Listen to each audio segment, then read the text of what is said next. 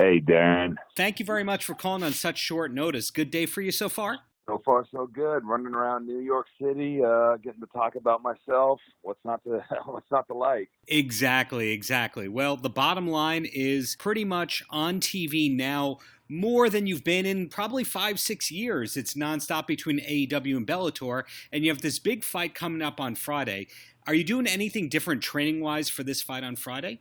It's just a continuation of what we've been doing all year. I feel like I'm in better shape for this fight than I was the last two because we didn't really stop. After the fight got over, the last two fights, I haven't had any injuries to recover from, so I was able just to keep on going in there and keep sparring, even though I didn't have a fight booked. And I think that's really became beneficial in this fight camp because my shape is leaps and bounds better than it was. Right, that makes a lot of sense. And you're somebody that came into MMA as a literal All-American athlete.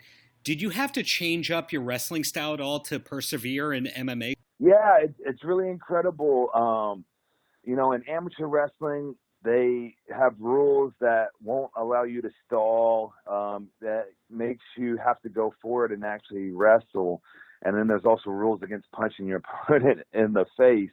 So those two things right there are the biggest difference with wrestling and MMA is the punches, the kicks, and the knees really change up the setups and what you have to do to get in safely and not just risk being knocked out and diving in on a double leg.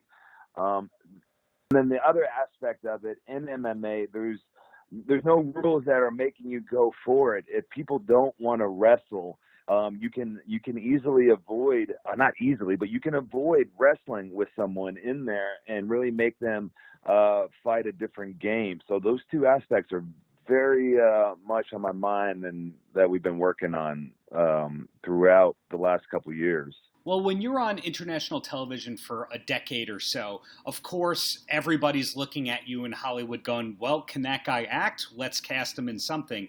And I'm sure that happens as well with MMA, that people are trying to lure you away from wrestling into this. I'm curious, who or what was it that specifically hinted that MMA would be a good move for you? I mean, essentially, it was my wife and her belief in me that I could do it.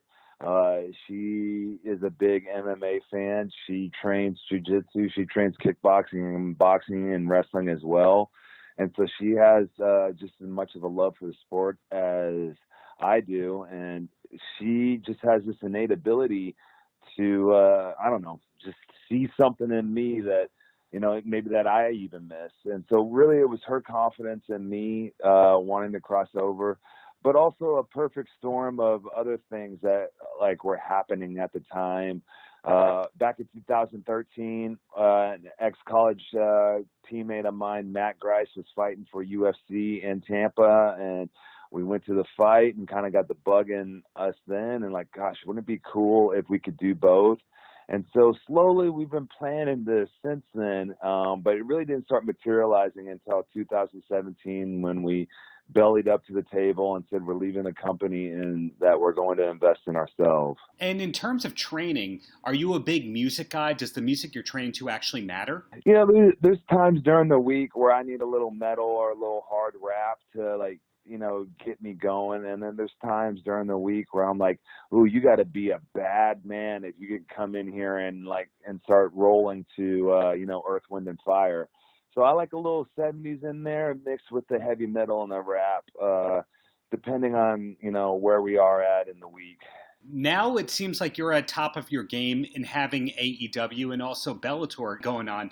Are there other things you're looking towards, or really for the near future, MMA and a mix of that and wrestling where you want to be? I mean, I'm open to anything. The main reason why I wanted to cross over into MMA, because I just knew it would open up so many more doors for me.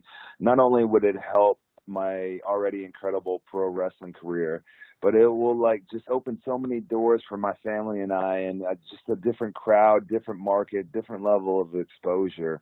So really excited about where we can go. It's still very surreal to me that I'm here, that I'm 2-0, and that I'm signed with AEW, and we have a live show on Wednesday nights on TNT.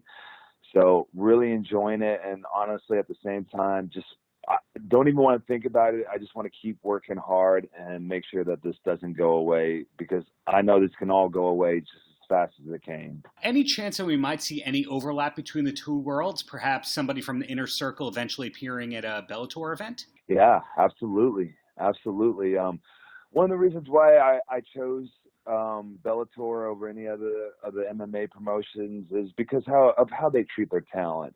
They treat their fighters like we want to be treated, I feel like, and they do a good job of, taking each fighter's story and situation into hand before making decisions, and really show that, hey, yeah, come here, be a star, do what you can do. We will help you. And it's such a breath of fresh air. Whereas that's not always the case with companies, that they want to keep their thumb on you and don't want you to get bigger, because then they got to pay you more. And that whole nastiness of it comes out. But Bellator's been great. AEW has been incredible. And I definitely think you will see at least cross-promotion in the future, let alone talent coming onto the shows. Is there anything that you wish more people knew about Jake Hager in general? It's funny that a lot of people know Jake Hager as Jack Swagger, and so they're kind of surprised when they see me in the MMA cage, because all they know is the pro wrestler. And, Jake Hager has been wrestling all of his life, longer than Jack Swagger has ever existed. So it's surprising to me, because this is actually who I am and what I've done, and this is what got me to the dance. So this is not really, in some instance, it's nothing new to me, even though it is a brand new thing in sport.